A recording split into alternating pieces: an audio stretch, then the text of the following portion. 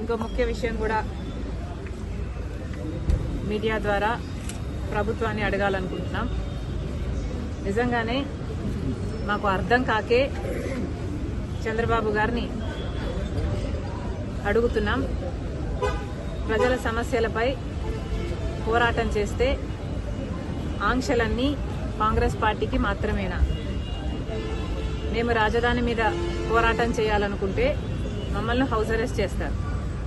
మేము steel factory మీద పోరాటం చేయాలనుకుంటే మా దీక్షలను భగ్నం చేస్తారు. ఆంక్షలన్నీ ఉట్టి కాంగ్రెస్ పార్టీకేనా? మరోవైపేమో జగన్మోహన్ రెడ్డి గారు పరామర్శల పేరు మీద బల ప్రదర్శన యాత్రలు చేస్తున్నా కూడా ఎటువంటి ఆంక్షలు ఉండవా? కారణం ఏమిటి? జగన్మోహన్ రెడ్డి గారు మోడీ గారి దత్తపుత్రుడు కాబట్టి ఆయనకి ఏ ఆంక్షలు ఉండవా? కాంగ్రెస్ పార్టీ ఒక్కటే ఈరోజు బీజేపీకి వ్యతిరేకంగా ధైర్యంగా నిలబడి పోరాటం చేస్తుంది కాబట్టి ఒక కాంగ్రెస్ పార్టీ మీదనే ప్రభుత్వం ఆంక్షలు విధిస్తుందా? చంద్రబాబు గారైనా పోలీస్ డిపార్ట్మెంట్ అయినా సమాధానం చెప్పాలి. ఒక కాంగ్రెస్ పార్టీ మాత్రమే ప్రజల పక్షాన పోరాటాలు చేస్తుంది కాబట్టి ఒక కాంగ్రెస్ పార్టీ మీదనే మీ ఆంక్షలన్నీనా?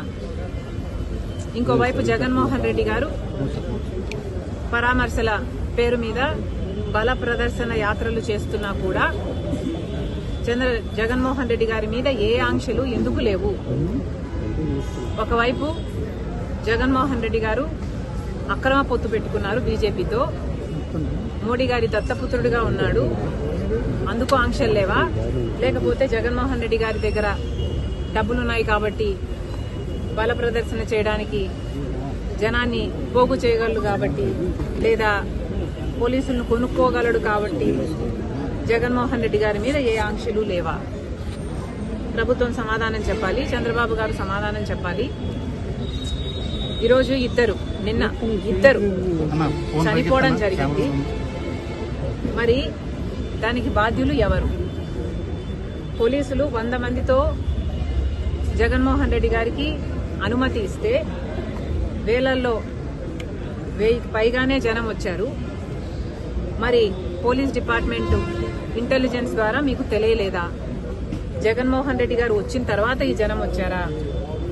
జనం అక్కడే ముందు నుంచే ఉంటే పోలీస్ డిపార్ట్మెంట్కు అక్కడే ఉండి అది గమనించుంటే మరి జగన్మోహన్ రెడ్డి గారు అక్కడికి రాకముందే ఎందుకు ఆపలేదు? కాంగ్రెస్ పార్టీకి మాత్రమే హౌస్ అరెస్టులు చేస్తారా? జగన్మోహన్ రెడ్డి గారికి ఏ ఆంక్షలు ఉండవా?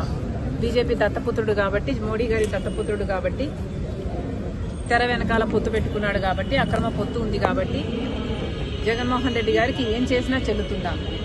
ఇద్దరి ప్రాణాలు తీసినా చెల్లుతుందా? ఏం సమాధానం చెప్తారు? జగన్మోహన్ రెడ్డి గారు ఏం సమాధానం చెప్తారు? చంద్రబాబు గారు ఏం సమాధానం చెప్తారు? పోలీస్ డిపార్ట్మెంట్ ఏం సమాధానం చెప్తారు? జగన్మోహన్ రెడ్డి గారిని కూడా కాంగ్రెస్ పార్టీ సూటిగా ప్రశ్నిస్తుంది. బెట్టింగ్లో ఓడిపోయిన వాళ్ళకి విగ్రహాలు కట్టడం ఏమిటి? వాటికి ఒక పార్టీ అధినేతగా జగన్మోహన్ రెడ్డి గారు వెళ్లటం ఏమిటి? సమాజం ఎటుపోతుంది? ఎటు తీసుకువెళ్తున్నారు? ఒక నాయకుడిగా జగన్మోహన్ రెడ్డి గారు ఏం చేయాలి? ప్రజల సమస్యల మీద పోరాటం చేయాలి, చంద్రబాబు గారిని నిలదీయాలి, సూపర్ 6 ఏమైంది అని అడగాలి. రాజధాని విషయంలోనైనా, వైజాగ్ స్టీల్ విషయంలోనైనా, పోలవరం విషయంలోనైనా, స్పెషల్ స్టేటస్ విషయంలోనైనా చంద్రబాబు గారు ఇంత అన్యాయం చేస్తున్నారు. మరి ఏమైంది అని ఒక్కసారైనా అసెంబ్లీకి వెళ్లి నిలదీసే దమ్ము జగన్మోహన్ రెడ్డి గారికి లేదు. కానీ ఇలా